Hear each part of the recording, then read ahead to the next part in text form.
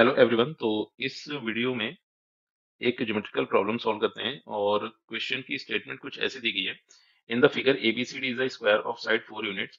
Find the radius r of the smaller circle with centre O where arc DB and arc AC has the centres at A and B respectively. तो अब यहाँ पर हुआ ये कि एक square दिया गया है और उस स्क्वायर के अंदर दो सेम रेडियस के सर्कुलर आर्क दिए गए हैं और उनके सेंटर्स को ए एंड बी बोला गया है। मतलब अगर मैं आर्क बीडी की बात करूं तो उसके रिस्पेक्ट में जो सर्कल मिलेगा उस सर्कल का सेंटर ए हो जा रहा है। सिमिलरली अगर मैं आर्क एसी की बात करूं तो उसके रिस्पेक्ट में जो सर्कल होगा उसका सेंटर बी बन जाएगा। तो अल्टीमेटली दो जो सर्कल्स गिवन है दोनों की रेडियस स्क्वायर की साइड की इक्वल हो जाएगी। अपने को जो छोटा सर्कल दिया गया है उस सर्कल की रेडियस को इवेलुएट करना है।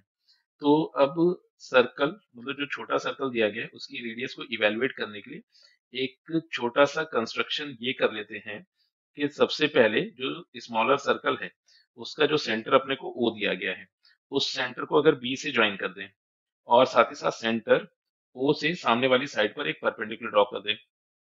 तो यहां से सबसे पहले तो किया ये कि इस सेंटर ओ को इस सेंटर बी से ज्वाइन कर दिया। फिर सेंटर ओ से सामने वाली साइड पर एक परपेंडिकुलर ड्रॉ कर देते हैं। तो इस तरह से जो ये नया कंस्ट्रक्शन किया गया है यहाँ से अपने को कुछ ज्योमेट्रिकल डायग्राम ऐसा देखने को मिला। अब यहाँ पर एक काम ये कर लेते हैं कि देखो होगा ये कि ये जो सर्कल दिया गया था जिसका आर्क सी ए है और स्मॉलर सर्कल दोनों एक दूसरे को टच कर रहे हैं। तो जब दो सर्कल्स एक दूसरे को टच करते हैं तो उनके सेंटर्स के बीच की डिस्टेंस दोनों सर्कल्स के रेडियस के सम के इक्वल होती है। तो अब यहाँ से एक कंडीशन लिखी जा सकती है कि O B is equal to radius r plus ये जो बड़ा सर्कल जिसकी आर्क अपने को दी गई थी उसका रेडियस। तो इसको बोल देते हैं इक्वेशन नंबर 1। फिर सिमिलरली एक काम ये कर लेते हैं कि ये जो ओ से परपेंडिकुलर ए बी पर ड्रॉप किया गया था इसके फुट को अगर टी कह दिया जाए और साथ ही साथ यहाँ पर एक काम ये कर लेते हैं कि अगर ओ से ये जो पॉइंट ऑफ कांटेक्ट है इसको ज्वाइन कर दिया जाए। तो ओ से जो पॉइंट ऑफ कांटेक्ट है इसको थोड़ी देर के लिए एम कह देते हैं। तो ये जो ओ एम लेंथ दी गई है ये स्मॉलर सर्कल की रेडियस ही होगी। तो अब यहाँ से हुआ ये कि अगर ओ टी को लिखा जाए तो यहाँ से ओ टी को लिखा जा सकता है एम टी फिर माइनस का ओ एम। और एम टी जो लेंथ अपने पास दी गई थी दैट इज 4 यूनिट। तो इसको लिखा जाएगा 4 minus O M that is r और इसको बोल देते हैं इक्वेशन नंबर 2।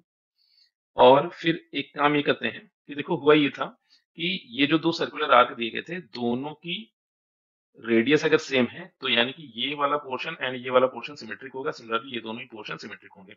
तो अब अगर सेंटर ओ से सामने वाली साइड पर जो परपेंडिकुलर ड्रॉप किया है तो वो परपेंडिकुलर सामने वाली साइड को दो इक्वल पार्ट्स में डिवाइड कर रहा होगा। तो यहाँ से अगर बीटी लेंथ को लिखा जाए तो बीटी लेंथ अपने को मिल जाएगी 2 यूनिट और इसको कंडीशन 3 या फिर इक्वेशन 3 बोल देते हैं। तो यहाँ से लिखा जा सकता है O B square is equal to O T square plus T B square. अब अगर सभी वैल्यूज को पुट कर दिया जाए तो O B that is 4 plus are का whole square O T that is 4 minus are का whole square is equal to T B square. तो टी बी अपने पास 2 यूनिट गिवन था उसका स्क्वायर आ गया 4। फिर फर्दर एक काम ये करते हैं कि जो 4 माइनस आर है उसको लेफ्ट हैंड साइड पर शिफ्ट कर लेते हैं। तो यहाँ से रिजल्टेंट बनेगा 4 प्लस आर का whole square minus 4 minus are का होल स्क्वायर इक्वल टू 4। फिर फर्दर अगर यहाँ पर a square minus b square की आइडेंटिटी को यूज किया जाए ए का काम 4 प्लस आर कर रहा है बी का काम 4 माइनस आर कर रहा है।